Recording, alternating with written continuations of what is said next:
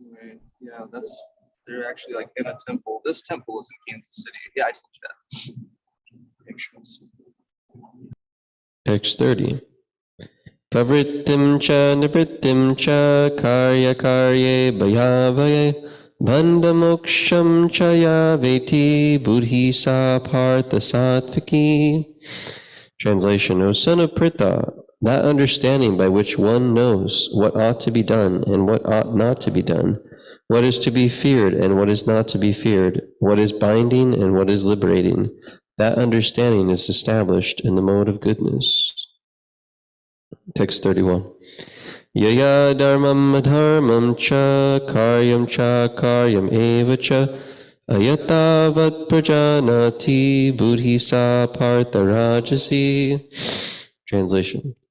And that understanding which cannot distinguish between the religious way of life and the irreligious, between action that should be done and action that should not be done, that imperfect understanding, O son of Pritha, is in the mode of passion.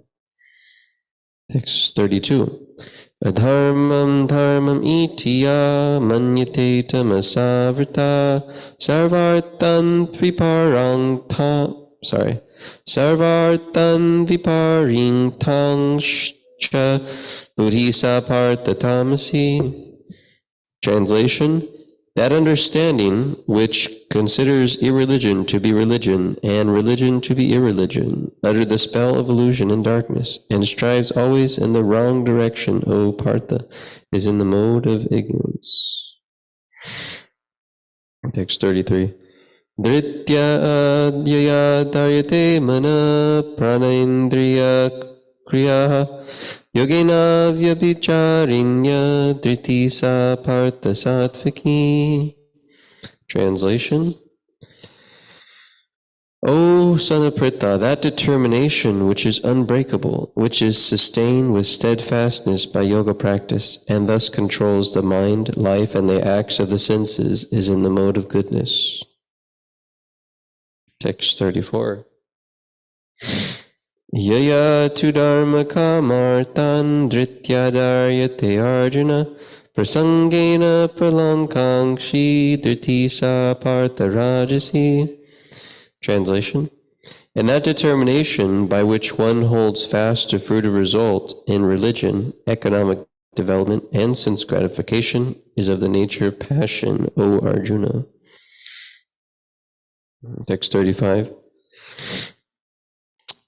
Yaya svapnam bhayam shokam bishadam madamevacha na vimuchyati dharmeda dhriti sa partha tamasi.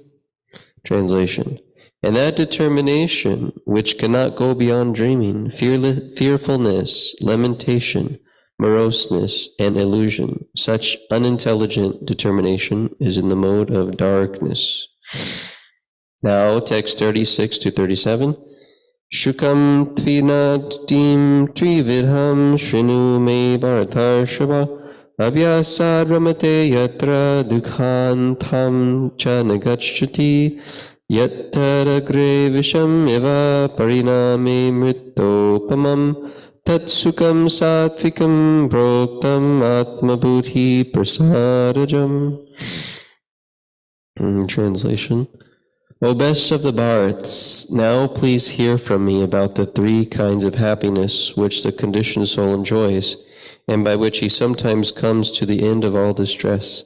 That which in the beginning may be just like poison, but at the end is just like nectar, and which awakens one to self-realization, is said to be happiness in the mode of goodness. Very nice. So back to text 27. But that worker who is attached to the fruits of his labor and who passionately wants to enjoy them, who is greedy, envious, and impure, and moved by happiness and distress, is a worker in the mode of passion. Purport by His Divine Grace, A.C. Bhaktivedanta Swami Srila Prabhupada. A person is too much attached to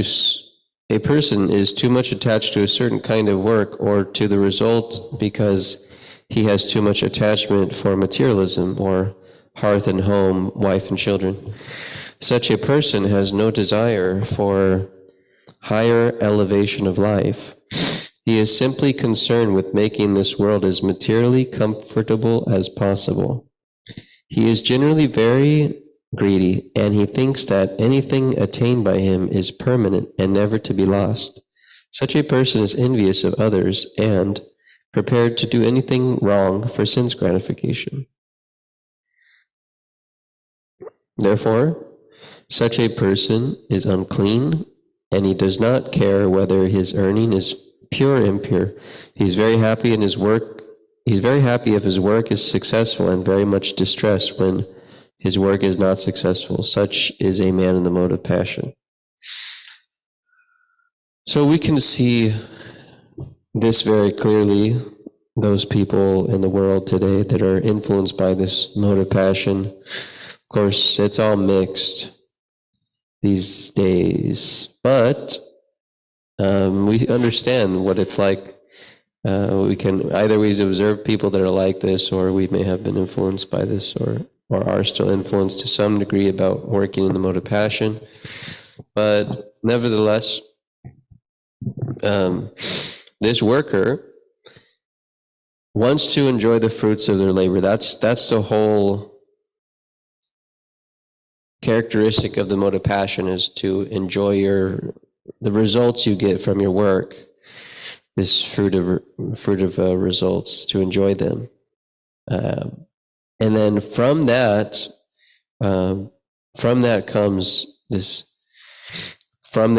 comes more greed. One is already greedy to enjoy the results of their work, but they become even more greedy by enjoying, and then they become envious of others that have more than them, or that have things that they want, or a position that they want. And then one can be impure in so many habits and activities simply to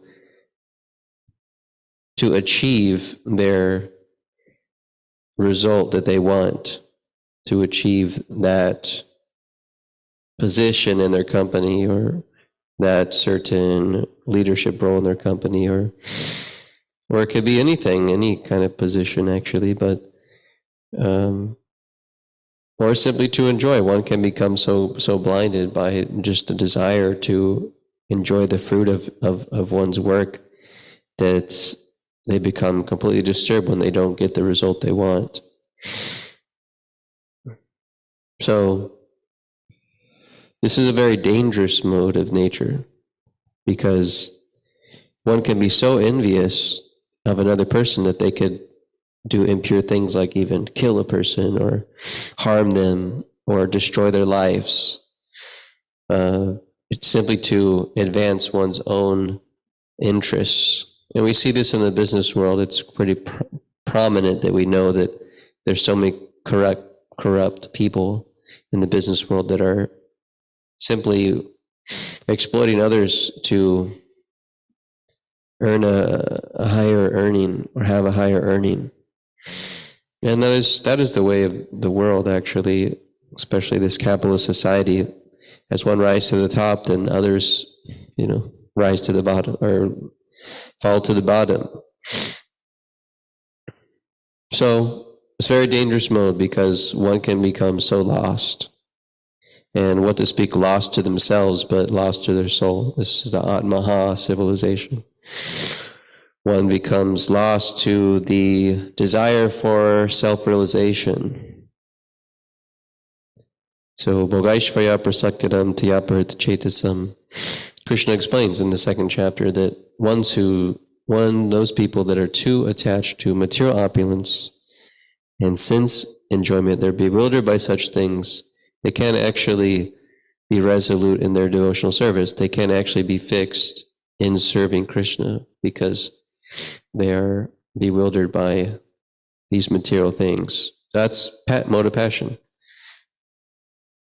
sense enjoyment, and material opulence. So it is a dangerous mode we have to look out for. But it can be purified by the process of devotional service, as we go on continuing devotional service, these modes of passion and ignorance, lower modes, become purified. Especially as we hear from the Srimad Bhagavatam, by hearing and attending class daily of the Srimad Bhagavatam, then gradually all the misgivings in the heart are cleansed, and one rises out of those lower modes of passion and ignorance. So this is the mode of passion that a worker is situated in. So we'll go on to the next text about ignorance. And that worker who is always engaged in work against the injunction of the scripture, who is materialistic, obstinate, cheating, and expert in insulting others, who is lazy, always morose, and procrastinating, is a worker in the mode of ignorance. Purport. In the scriptural injunctions, we find what sort of work should be performed and what sort of work should not be performed. Those who do not care for those injunctions engage in work not to be done, and such persons are generally materialistic. They work according to the modes of nature, not according to the injunctions of the scripture. Such workers are not very gentle, and generally they are always cunning and expert in insulting others. They are very lazy, even though they have some duty, they do not do it properly, and they put it aside to be done later on. Therefore, they appear to be morose. They procrastinate anything which can be done in an hour, they drag on for years. Such workers are situated in the mode of ignorance. So, ignorance is also very dangerous. It's even more dangerous, because one is completely blind to any type of knowledge. And all they see is, well, they don't even see, they can't see things properly. They're deluded by their own darkness. So, and the prominent characteristic of one in the mode of ignorance is that they don't work in conjunction with the scriptures, as Krishna says. So then they're just lost. So they're just whimsically performing acts in this world, and controlled by the modes of nature, as Prabhupada's mentioning the purport. So they're completely lost. Obstinate, cheating, and expert in insulting others, lazy, always morose. So we have to watch out for these characteristics in our consciousness. We have to watch out for these modes of nature. And Krishna helps us as we perform devotional service. We may actually be performing mixed devotional service. Neophytes are generally. And so we may be performing devotional service even in the mixed mode of passion or ignorance. But Krishna will always help us if we want to have that knowledge to advance. Then Krishna will be always helping us to adjust our behaviors and our work so that we go out of these modes of nature. But due to conditioning, we may be situated in some of these habits like procrastination, laziness, doing things against the scripture, or passionate, greedy, envy. We have some envy, or we want to enjoy the fruits of our work. So it's natural for the conditioned soul, so to speak, to have this, to be in these states where we're conditioned by these things. But as we gradually advance, then we rise out of these. That's one thing I've noticed. Some certain things that I was conditioned for when I first joined Krishna consciousness. I've noticed that I've gone out of some of these tendencies or conditioning that I, for a large degree, come out of certain things that we just read. and I'm sure you have some experience as well. So the process works nicely. Krishna consciousness. Are there any comments or questions about this work and these modes of nature?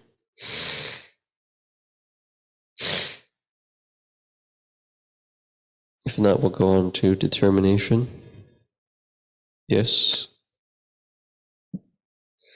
Someone on the Zoom, Josh, he was asking me the other day, and I'm sorry, I might mess up the wording because it was a few days, but it was along the lines of, I've always been brought up to think that being passionate about something is how you make any advancement in the world. To be, that a passion is a good thing. Yeah. So, he wanted to know more about how, why can't it be, isn't it needed to get things done? Passion? Something like that. Yeah. Well, the concept that concept of passion is different from this concept of passion. I mean, in some ways they're similar, but they're not necessarily the same concept. Being passionate about something, we talk about really being really serious about something and, very absorbed in something and wanting to achieve, right, in some field. But that's not necessarily what we're talking about as far as the mode of passion, or being passionate in the mode of passion. Because that is goodness if somebody wants to achieve, or if one is passionate about spiritual life. That is good, actually. In ways it can be transcendental or in the mode of goodness. So it's a different use of the term. What we talk about here in mode of passion is similar, that one has that drive to achieve, but they're attached to the result and they want to enjoy their senses. And as here, they're moved by happiness and distress. There's many other characteristics in the 14th chapter about the mode of passion. It's characterized as long material hankering, strong desire for something, meaning strong desire for something that it consumes you materially, strong desire to enjoy. Because we should have a strong desire to perform yoga, right? But in the mode of goodness, that desire is more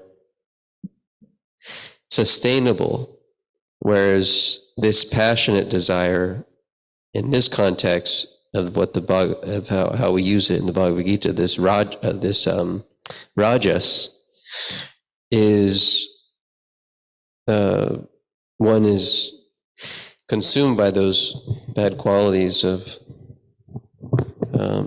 as we hear, impure greediness, enviousness, etc.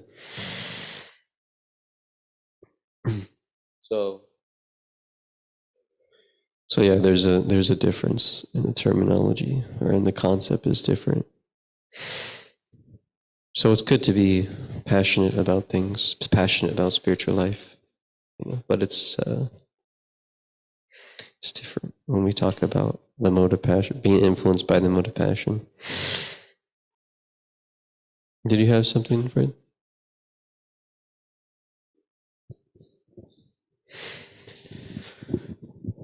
Hare Krishna, Prabhu. Maybe you could discuss, just for the sake of discussion, the difference between passionate and enthusiastic. Passion and enthusiasm? The difference between, passion for passion's sake, or enthusiasm in work, or enthusiasm in Krishna consciousness. Yeah. Well, Srila Rupa Goswami defines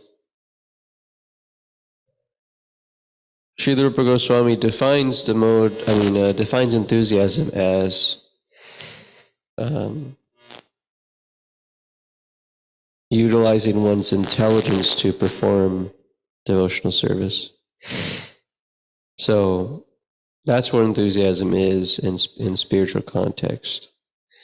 It means that we're intelligently applying the process of Krishna consciousness, which means that we're hearing about the Shastra, we're applying the scripture, we're applying the message of the gurus, and naturally enthusiasm is that feeling, is there in the execution of Krishna consciousness. So, but then, we tend to characterize enthusiasm as this sort of high that you feel about something, but you can be enthusiastic but not feel that feeling. But just thinking, okay, I might not be feeling enthusiastic, but let me perform devotional service because that's what I'm, instructed to do, or that's what I know is best for me. So I'll do it because of that intelligent understanding. And then one gets that spiritual, potency, or that feeling may come, that's enthusiasm. So one can't be reliant on that kind of feeling of inspiration, or, of course, it's nice to have that, but it's not that in the conditioned state of consciousness one always feels enthusiastic or inspired to do things in devotional service. So the way you can tell is mode of goodness is characterized by it being able to sustain yourself, sustaining that enthusiasm or that execution of Krishna consciousness. Passion is up and down. One day you're excited about devotional service, the next day you're not. One day you're excited, the next day you're not, like that. Or one day you're excited to, perform deity worship, and then the next day you're not. One day you're excited to go out at Harinam or book distribution or whatever, but next day you're not. That's passion, is you're caught up in that duality, high is low. But the enthusiasm part is that you're doing it as a duty, and you're intelligently applying, okay, no, that's my service, so I'll continue my service. And then whatever high and low is there, it doesn't matter so much. So I'm not saying that we shouldn't try to get inspiration and enthusiasm for doing our service, but it shouldn't be the only thing we rely on. We have to, in our conditioned state, we have to rely on duty, which is that we do things because we know it should be done, because it's based on Guru Sadhana Shastra. And that's mode of goodness, or at least we practice that mode of goodness. So one has to perform their duty. And then naturally enthusiasm, that feeling comes. We can also get that inspiration or enthusiasm. One of the main ways is by hearing about Krishna, hearing about service, different services, hearing about the holy name, etc. Or another way is to get that is to be around people that are enthusiastic about something that you're trying to do. So then that gives you enthusiasm as well. So, did you have some follow-up question? Did you have some follow-up thing? I have another question, and it seems that I'm always coming back to this general point, so I apologize. But say we've basically completed our specified duties for the day. I guess, how much action does one take when they haven't been instructed to do something? Like, The only way I know how to explain it is for someone like me. I've been having to tell myself lately, I haven't necessarily been instructed to sit here and like organize the wood or clean this. So I'll go to the ashram and like listen to Srila Prabhupada Lilamrita. And that seems like that's good, but sometimes I'm confused on like if my duty, if I'm creating more things for myself or if I'm not doing enough, I guess.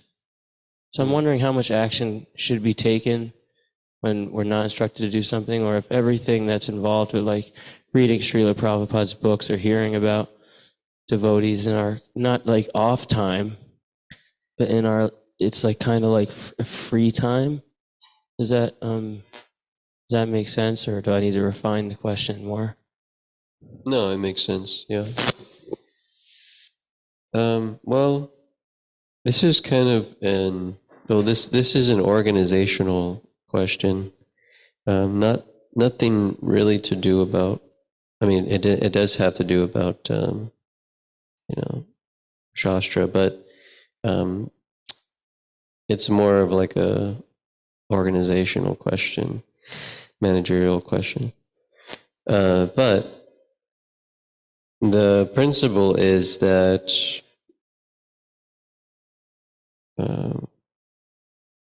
one can do things, one has to balance their work, recreation, eating, sleeping. So if there's time to do more amidst one's other regulation, then there's some time then in cooperation with others, then it might be able to be done, So, for example, if it's not so good if you have some duties to do, but you spend most of the day doing something that you thought should be done, like you thought that downstairs is the floor is very dirty, so then you spend 5 hours scrubbing the floor, but then you neglected the program, or you neglected other duty you're supposed to do. So that's not very good. But if you have an hour and you think that can be done, then that's nice, So I think in terms of like your certain circumstance, you can just if you have an idea to do, you can just check with me and just say, hey, I'm thinking about organizing this wood, and let's see. So I think there's a tendency at least in the culture here, to feel like you're frozen, like nobody asked me to do this, so I'm just going to leave this sink dirty. I wasn't instructed to do this, so I'm not going to do it. So, I mean, in one sense, yeah, you weren't instructed, but in another sense, it would be nice if the sink was clean. So there's some balance, you don't want to go you don't want to do too much, and then you start disrupting the order of things.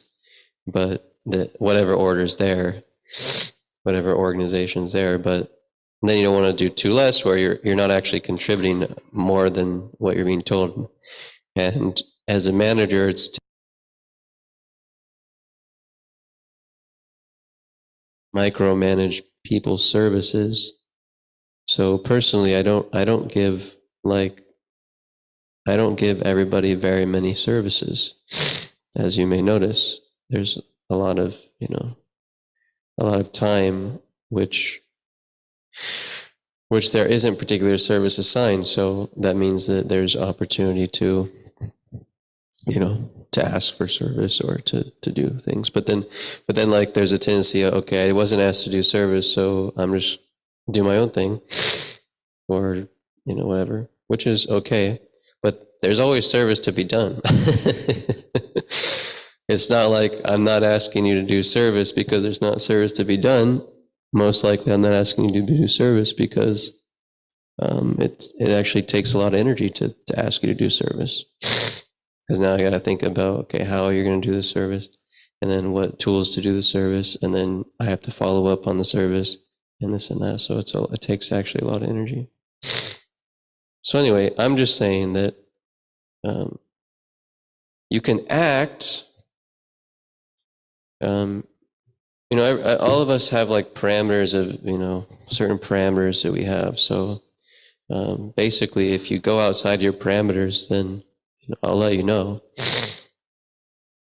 So I think that's better than just being frozen. I think it's a nice that you want to do devotees want to do everything that you feel like are instructed to do. But it's not that every instruction I give is like coming directly from the Supreme Personality of Godhead. That's not. I'm not at that consciousness.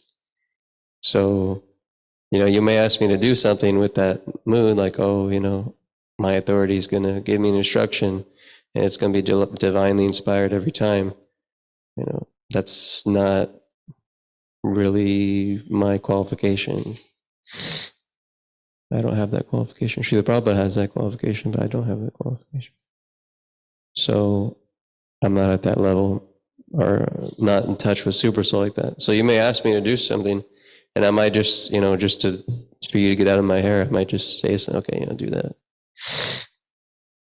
Without thinking of all the possibilities of praying to Krishna to help me instruct. So anyway, I'm just trying to balance it out, because I think there's like this culture, like,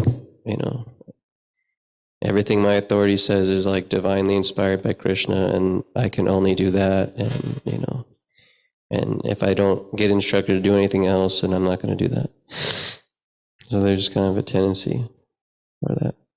So freedom of expression should be there. You should want to do some spontaneous service, but if it disrupts the order of things, then I'll make mention of it. Like, let's say somebody wants to, it's cluttered downstairs, so somebody just like moves everything, that's something which is out of your parameter, because there is purpose why things are down there. But things are down there like that because, they could definitely be moved, and I want to move them, but it's difficult to ask people to, for a certain time, to move them with me, or to give them instruction how to move it and where to move it like that. So anyway, so yeah, if you're feeling in doubt that, okay, maybe this is a little too beyond my parameters, let me ask. You can just ask me. But that is important, to feel like you're part of the project and not just like a robot in it. I only do what I'm asked to do, and I don't have any creative ability or way to think outside the box, or way to express myself, but I'm just doing what I'm supposed to do. I'm not saying you're like that. I'm just saying that we all kind of have this tendency. No, thank you, Prabhu. That was the best answer I've got on this point the entire time I've been here. That's what I like, that communication. And I guess the last thing I'll say is that sometimes I guess my false ego is hesitant about asking parameters or doing, like, breaking the parameter, because then I can be like in a position to be either chastised or just told what to do, or that I did something wrong. And I guess part of my like personal problems are that I don't like that feeling of when I willingly do something incorrect or inappropriate. So thank you for saying everything you just said. Yeah. Hare Krishna. Yeah, Hare Krishna, thanks. Yeah, there's a certain way, and there might be like a certain way of doing things, or a certain culture of doing things, or how things are done. But it doesn't necessarily mean that is how they will always be done. So what I'm trying to say is that it's okay to to to do things. It's okay to try new things, but if it's kind of too out there, then it's the duty of the leaders to mention it. But anyway, I have the same thing too. Like, it's easy to just go along with what everybody else is doing because this is how things are done, so I just go along with that. But then, so it's more comfortable in that state. But then, to do something new, different, a little different, or a little new, it's I could feel hesitant, like, oh, I might be judged, or it may not be what, might not be in my parameters or whatever. So, yeah, we can always check, but I think it's nice when there's, when people feel free to express themselves, and feel like we all have a valuable individual nature to share with others. So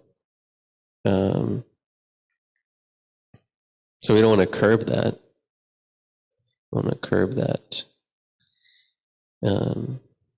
But sometimes we can, because of the status quo of things. It's like, for example, we're all eating at a table right now, and if somebody eats on the floor, then that's like something that we haven't done, or it's kind of a new thing, and then you might be hesitant to do it, but it's not like it's a wrong thing to do or a bad thing. It's okay, but you might feel like, well, I don't want to do it because everyone's gonna think about it or look at me or whatever. But if you feel like eating on the floor, it's okay. Of course, it's dirty right now, so it's maybe not the best like that, but yeah, feel free to express yourself. That's, I guess, my point. But one has to see if it's disturbing to others, then, or it may not just be best for us. So that's why we have mentors and have people we can check in with about these things. So, Hare Krishna. Okay, any other comments or questions?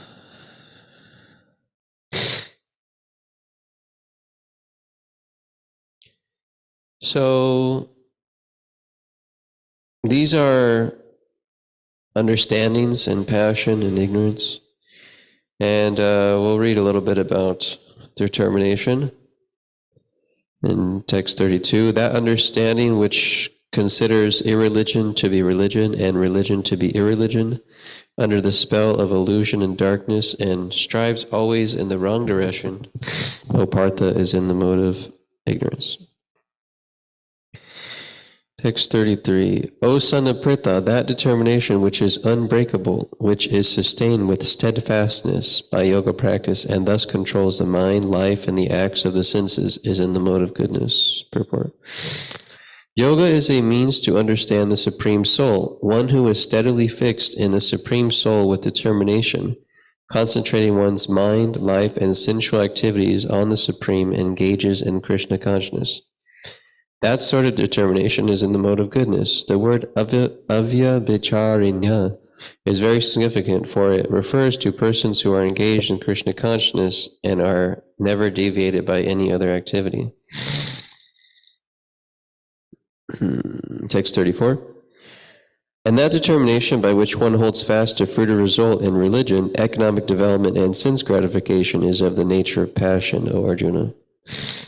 Any person who is always desirous of fruit of results in religious or economic activities, whose only desire is sense gratification, whose mind, life, and senses are thus engaged, is in the mode of passion.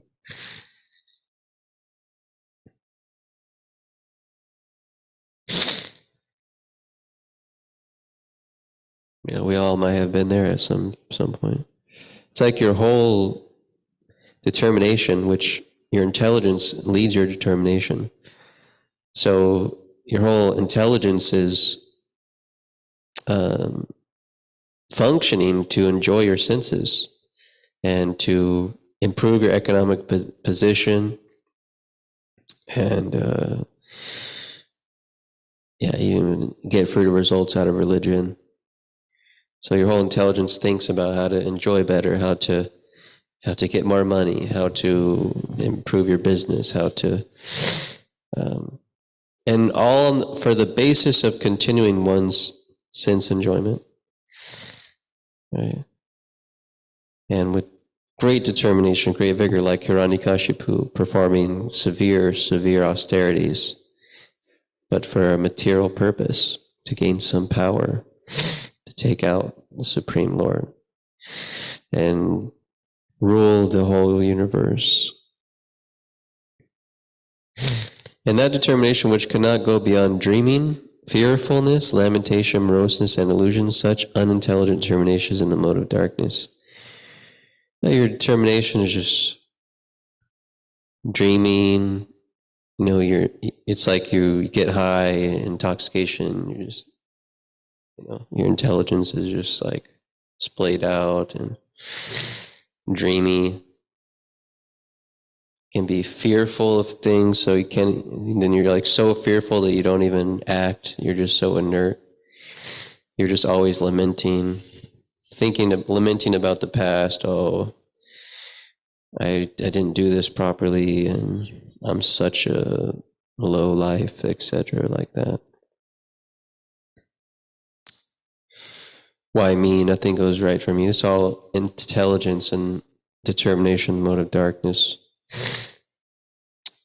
Purport: it should not be concluded that a person in the mode of goodness does not dream.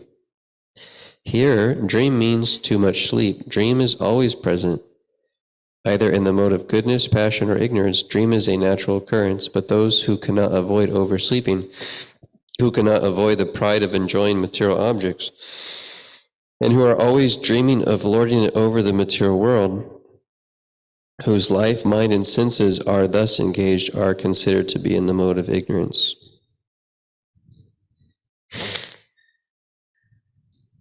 So, yeah, dreaming. Parameshwar used to talk about dreaming a lot. Like, you're just dreaming of sense enjoyment. You're just dreaming in some state of, you know, you're just out of reality. And that's a whole culture of you know, superheroes and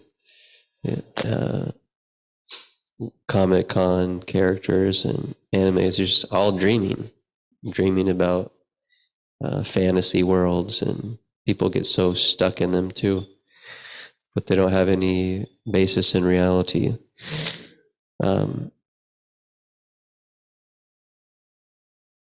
He also used to talk about this delusion of grandeur, which is, I don't remember which like author or literary figure talked about it, but some Western literary figure talked about this delusion of grandeur, which is like when you're young, when you're in your youthful years, then you're deluded thinking that, you know, you have this dreaming state about life, like, oh, life is going to be a certain way, you know, and I'm going to be so great in life, and, you know, I'm going to win the Super Bowl when I'm older. You know, you're thinking like that when you're in high school or something, or I'm going to, you know, be a millionaire or something.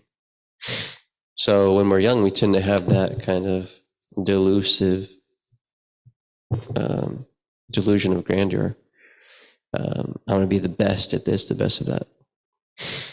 In most cases, it doesn't work that way, right? In most cases, only for those that have that karma, then they can get those achievements. And of course, they put in the hard work and determination, but it's because they have those credits.